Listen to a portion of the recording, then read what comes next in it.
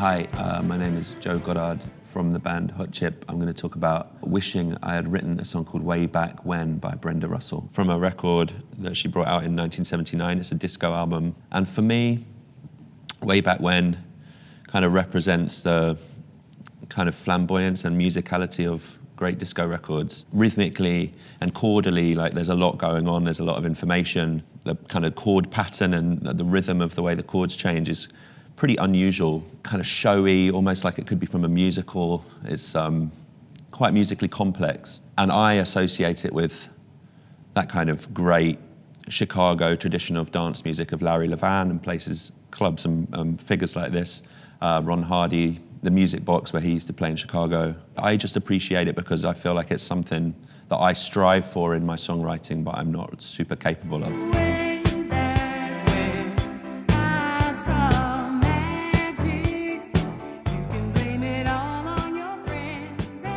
The song speaks about knowing a person earlier in their career. The way that the lyrics strike me is not so much to do with the real meaning, I don't think. I think of it as like a memory of a musical moment of disco, and it kind of encapsulating the way that musically disco felt. It talks about like a moment when the singer saw magic, and to me I associate that with that musical era of like being in clubs in the late 70s and hearing the kind of beauty of these productions, the lushness of the strings and the vocal arrangements. That's kind of why I think it kind of strikes a chord for me, because I'm kind of in love with that musical period for that reason.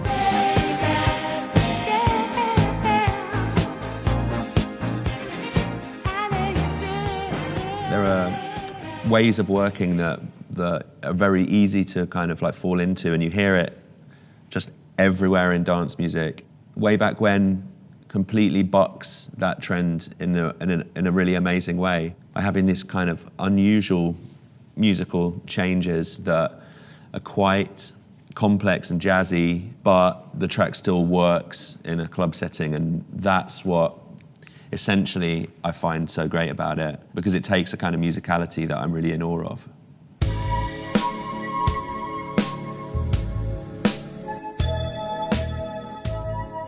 So I picked a song by Prefab Sprout called Wild Horses, which is from 1990. It's written by Paddy McAloon, who wrote all of their songs as far as I know. It's kind of his project originally. To me it sounds very futuristic. So it's made in 1990. I think Thomas Dolby produced it. I've never listened to any other records he's produced. I know of him, but he's not somebody I've kind of studied or grown up with. And the same for Prefab Sprout. I knew the band's name, but didn't really know any of their music. This track has this kind of quite swung groove, and it sounds like it's built around one simple drum and bass loop that just repeats for the whole song. It reminds me of Prince records, but it actually seems to predate some of the Prince records I'm thinking of. So it's a bit like the Diamonds and Pearls album in its feel, and yet it's like a couple of years before that. It's a very well-written song that's set with this interesting production. Wild horses,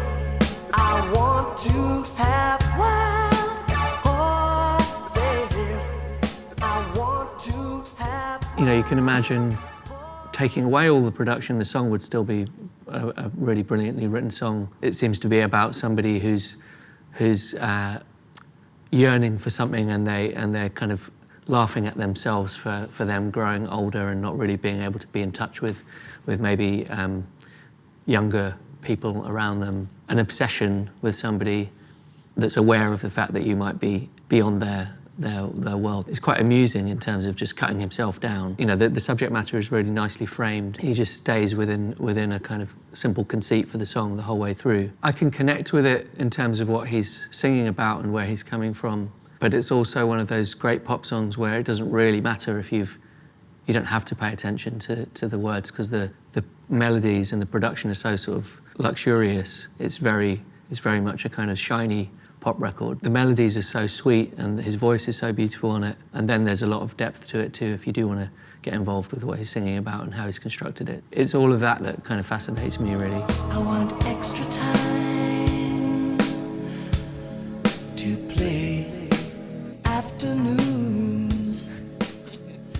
combination of the swung drum pattern, which is kind of the first thing I noticed about the track, that in combination with what sounds like a sampled bit of Paddy McAloon singing in the chorus, so everything is essentially built on small loops, and then this textural element amongst all of that, which sounds like it could be eventide harmonizer on the voice or something. Those things together mean it's got a kind of strange quality to it, and it feels quite modern. What I'm discovering in that album, Jordan the Comeback by Prefab Sprout, is a band that's kind of probably at that time in the late 80s, early 90s, when pop music was so big and so important, people were really striving to make quite a kind of forward-looking record which would last. And obviously some of that ends up sounding a bit dated, and some of it really does work.